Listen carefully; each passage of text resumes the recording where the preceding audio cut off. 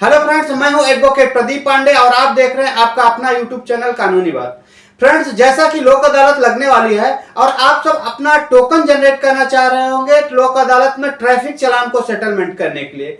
Friends, तो कई बार ये प्रॉब्लम आती है कि हमारा कोई ट्रैफिक चालान तो कटा हुआ होता है, लेकिन जब हम उसका लोक अदालत में टोकन जनरेट करने के लिए जाते हैं और तो हम टोकन जनरेट करने के जब डेटाबेस में सर्च करते हैं तो हमारा कोई भी चालान नहीं आता है। और जब हम दिल्ली ट्रैफिक पुलिस की वेबसाइट पे जाते हैं या फिर ई परिवहन की वेबसाइट पे जाके सर्च करते हैं तो वहां पे बिल्कुल हमारा चालान शो करता है।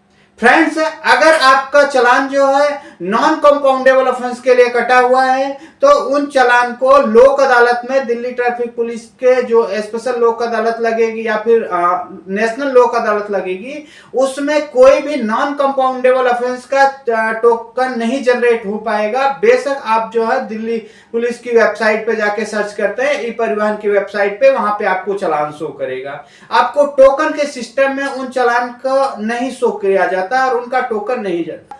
नॉन कंपाउंडेबल ऑफेंसेज जो है जिनको ऑनलाइन या फिर पुलिस दफ्तर में जाके चालान का सेटलमेंट नहीं किया जा सकता है, उसके लिए आपको मजिस्ट्रेट साहब के सामने ही प्रेजेंट होना पड़ेगा, तभी वो चालान सेटलमेंट किया जा सकता है।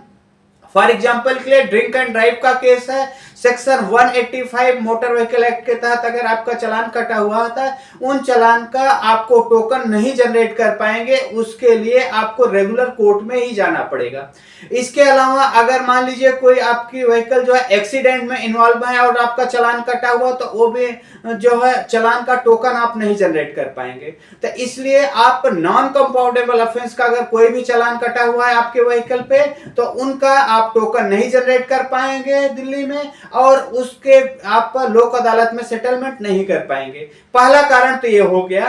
नॉन कंपाउंडेबल ऑफेंस क्या है, इसके लिए डिटेल वीडियो आप हमारा देख सकते हो, जिसको मैंने आई बटन पे लिंक दे दिया है, साथ साथ डिस्क्रिप्शन में भी जाके आप चेक कर सकते हैं। इसके अलावा दूसरा कारण यह है कि अगर आपका चालान वर्चुअल कोर्ट पे नहीं है, रेगुलर कोर्ट में है, तो उन चालान का लोक अदालत में सेटलमेंट नहीं किया जा सकता।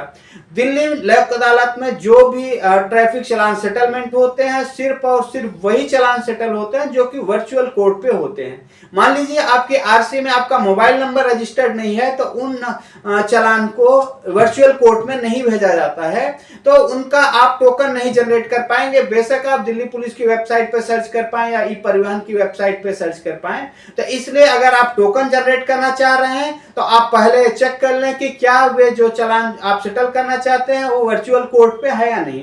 वर्चुअल कोर्ट की वेबसाइट मैंने डिटेल में लिंक पे दे रहा हूं, जहां से जाके आप चेक कर सकते हैं कि आपके व्हीकल के कोई नोटिस या फिर चालान यहाँ पे शो हो रहा है नहीं हो रहा। जो नोटिस या चालान वर्चुअल कोर्ट पे शो हो रहे होंगे उन्हीं चालान का सेटलमेंट आप किया जा सकता है।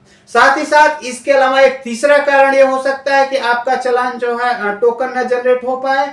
जब लोक अदालत का नोटिफिकेशन आता है टोकन जनरेट करने का तो उस नोटिफिकेशन में एक स्पेसिफिक डेट दिया रहता है, उस डेट तक के चालान आपके हैं तो आप उनका टोकन जनरेट कर पाएंगे। अदरवाइज उस डेट के बाद के अगर आपका चालान कटा हुआ है तो उनको चालान का सेटलमेंट आप नहीं कर पाएंगे, उनका नेक्स्ट लोक अदालत में सेटलमेंट कर पाएंगे। तो फ्रेंड्स, अगली बार जब भी आप टोकन जनरेट करने जाएं, टोकन जनरेट करने से पहले आप एक बार ये चेक कर लें क्या आपके चालान जो है टोकन जनरेट हो पाएंगे या नहीं हो पाएंगे, क्योंकि अननेसेसरी आप जाएंगे वहां पे टाइम वेस्ट करेंगे। एक तो बहुत मुश्किल से वेबसाइट नहीं ओपन होती है, वेबसाइट ओपन भी हो गया तो आपका चालान वहां पे नहीं शो करेगा। तो फ्रेंड्स, आई होप कि अब आप समझ गए होंगे कि आप जो चालान सर्च कर रहे हैं वो चालान क्यों नहीं आ पाते हैं। इसके अलावा भी अगर आपके कोई सवाल है तो आप हमें कमेंट्स करके बता सकते हैं। फ्रेंड्स, इसके अलावा भी अगर आपको लोक अदालत में ट्रैफिक चालान को सेटलमेंट करने के लिए कोई हेल्प चाहिए तो आप हमारे दिए गए व्हाट्सएप नंबर पे आप हमारी टीम से कॉन्टेक्ट कर सकते हैं और कम से कम अमाउंट में आप अपना चालान सेटलमेंट कर सकते हैं। धन्यवाद।